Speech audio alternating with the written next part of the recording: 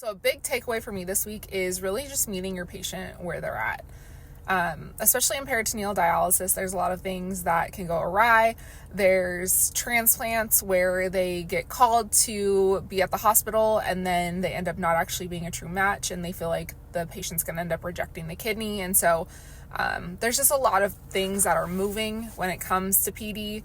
And we've had quite a few patients this last week that either gotten really bad news, or even when we went in to do doctors' clinics, they just were being overwhelmed with a lot of other information or changes that needed to happen or values that needed to be changed. And sometimes we as dietitians, it's important that we talk about nutrition, but it's also important that we show support and encouragement to our patients, and really just focusing on the things that they're doing really well and to continue doing. And sometimes it's not the right time, right place to focus on the negatives.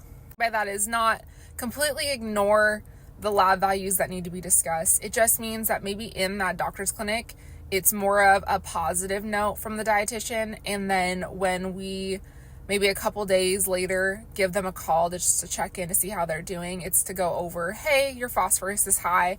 Let's talk about what you've been eating and what changes we can make there. Or are you religiously taking your phosphorus binders with your meals, or are you forgetting sometimes, or did something change? I know a lot of our patients, especially during the holidays, things got a little out of whack for them just because they were enjoying the holidays with their family. And I love the dietitians that I've been working with because they really are just, you know what, sometimes you need to just enjoy and then get back on track. And that's what we are here for, is to get them back on track and make sure that they're taking the necessary steps to ensure their overall health and wellness. And so that's a big takeaway for me.